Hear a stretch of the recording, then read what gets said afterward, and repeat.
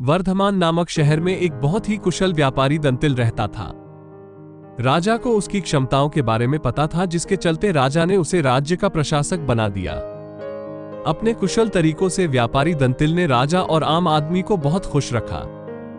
कुछ समय के बाद व्यापारी दंतिल ने अपनी लड़की का विवाह तय किया। इस उपलक्ष्य में उसने एक बहुत बड़े भोज का आयोजन किया। इस भोज में उसने राज परिवार से लेकर प्रजा तक सभी को आमंत्रित किया। राजघराने का एक सेवक जो महल में झाड़ू लगाता था, वो भी इस भोज में शामिल हुआ। मगर गलती से वह एक ऐसी कुर्सी पर बैठ गया जो केवल राज परिवार के लिए रखी हुई थी। सेवक को उस कुर्सी पर बैठा देखकर व्यापारी दंतिल को गुस्सा आ जाता है और वो सेवक को दुत्कार कर वहां से भगा देता है। सेवक को बड़ी शर्मिंदगी महसूस होती है और वो व्यापारी दंतिल को सबक सिखाने का प्रण लेता है। अगले ही दिन सेवक राजा के कक्ष में झाड़ू लगा रहा होता है। वो राजा को अर्धनिद्रा में देखकर बड़बड़ाना शुरू करता है। वो बोलता है, इस व्यापारी दंतिल की इतनी मजाल कि वो रानी के साथ दुर्व्यवहार करे। ये सुनकर राजा की नींद खुल जाती है और वो सेवक से पूछता है, क्या यह वाकई में सच है? क्या तुमने व्यापारी दंतिल को दुर्व्यवहार करते देखा है? सेवक तुरंत राजा के चरण पकड़ता है और बोलता है, मुझे माफ कर दीजिए, मैं कल रात को सो नहीं पाया। मेरी नींद पूरी नहीं होने के कारण कुछ भी बड़बड़ा रहा था। ये सुनकर राजा सेवक को कुछ नहीं बोलता, लेकिन उसके मन में शक पैदा हो जाता है। उसी दिन से राजा व्यापारी दंतिल के महल में निरंकुश घूमने पर पाबंदी लगा देता है और उसके अधिकार कम कर देता है। अगले दिन जब व्यापारी दंतिल महल में आता है तो उसे संतरी रोक देते हैं। ये देखकर व्यापारी दंतिल बहुत आश्चर्यचकित होता है। तभी वहीं पर खड़ा हुआ सेवक मजे लेते हुए बोलता है, अरे संतरियो, जानते नहीं ये कौन है? ये बहुत प्रभावशाली व्यक्ति हैं जो तुम्हें बाहर भी फेंकवा सकते हैं, ठीक वैसे ही जैसा इन्होंने मेरे साथ अपने भोज में किया था। तनिक सावधान रहना। ये सुनते ही व्यापारी दंतिल को सारा माजरा समझ में आ जाता है। वो सेवक से माफी मांगता है और सेवक को अपने घर खाने पर बुलाता है। व्यापारी दंतिल सेवक की खूब आवभगत करता है। फिर वो बड़ी विनम्रता से भोज वाले दिन किए गए अपमान के लिए क्षमा मांगता है और बोलता है कि उसने जो भी किया गलत किया। सेवक बहुत खुश होता है और व्यापारी दंतिल से बोलता है, आप चिंता ना करें, मैं राजा से आपका खोया हुआ सम्मान आपको जरूर वापस दिलाऊंगा। अगले दिन राजा के कक्ष में झाड़ू लगाते हुआ सेवक फिर से बड़बड़ाने लगता है, हे भगवान, हमारा राजा तो इतना मूर्ख है कि वो गुसलखाने में खीरे खाता है। ये सुनकर राजा क्रोधित हो जाता है और बोलता है, मूर्ख, तुम्हारी ये हिम्मत! तुम अगर मेरे कक्ष के सेवक ना होते तो तुम्हें नौकरी से निकाल देता। सेवक फिर राजा के चरणों में गिर जाता है और दोबारा कभी ना बड़बड़ाने की कसम खाता है।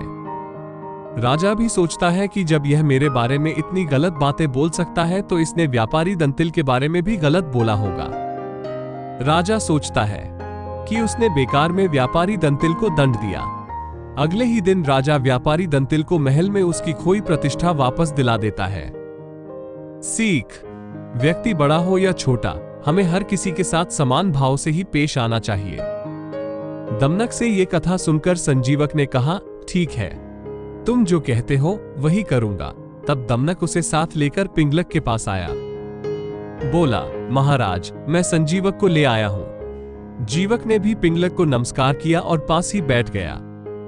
पिंगलक ने संजीवक बैल के ऊपर अपना दाहिना हाथ रखते हुए पूछा, आप इस वन में कहां से आए हैं? यहां कुशल से तो रहते हैं? संजीवक ने अपनी सारी कथा उसको सुना दी। पिंगलक ने उसकी कथा सुनकर उससे कहा कि तुम निडर होकर मेरे द्वारा सुरक्षित इस वन में विचरण करो। इसके बाद पिंगलक ने अपने जंगल का राजकाज नए मंत्रियों कर्टक और दमनक को सौंप दिया और खुद संजीवक के साथ आनंद से रहने लगा। संजीवक ने कुछ दिनों में ही अपनी बुद्धि के प्रभाव से जंगली पिंगलक की हिंसक आदतें छुड़ाकर उसे धर्म में लगा दिया। पिंगलक भी उसकी बातों में रुचि लेने लगा। उसकी हिंसा की वृत्ति समाप्त हो गई।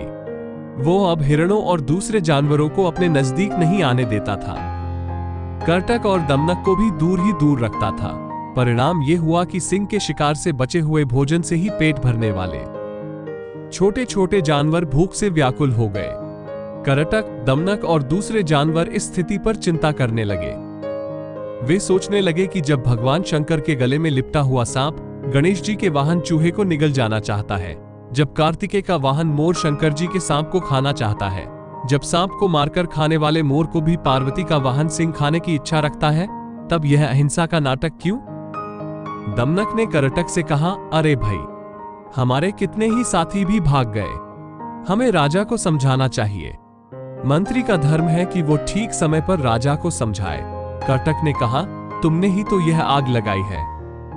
तुम ही ने इस घास चरने वाले जानवर को हमारे स्वामी का मित्र बनाया है। दमनक बोला, ये सच है। दोष तो मेरा ही है, पिंगलक का नहीं। किंतु मैंने जैसे उनकी मित्रता कराई थी, वैसे ही अब उनकी मित्रता को भंग भी करा दूंगा। करटक ने कहा, हमारे कितने ही साथी भी भाग गए। हमें राजा को समझाना चाहिए। मंत्री का धर्म है कि वो ठीक समय पर राजा को समझाए। करटक ने कहा, तुमने ही तो यह आग लगाई है। तुम ही ने इस घास चरने वाले जानवर को हमारे स्वामी का मित्र बनाया है। दमनक बोला, ये सच है। दोष तो मेरा ही है, पिंगलक का नहीं। किंतु मैंने जैसे उनकी मित्रता कराई थी, वैसे ही अब उनकी मित्रता को भंग भी करा दूंगा। करटक ने कहा, लेकिन संजीवक बैल होने पर भी बड़ा बुद्धिमान प्राणी है। उधर सिंह पिंगलक भी भयानक है। ये ठीक है कि तुम्हारी बुद्धि तेज है, फिर भी तुम इन दोनों को अब अलग करने में कैसे समर्थ हो पाओगे? दमनक ने कहा, भाई, असमर्थ होते हुए भी मैं समर्थ हूं। जो काम पराक्रम से पूरा नहीं हो पाता, उसे भी चतुर व्यक्ति युक्ति से पूरा कर सकते हैं। लेकिन संजीवक बैल होने पर भी बड़ा बुद्धिमान प्राणी है। उधर सिंह पिंगलक भी भयानक है।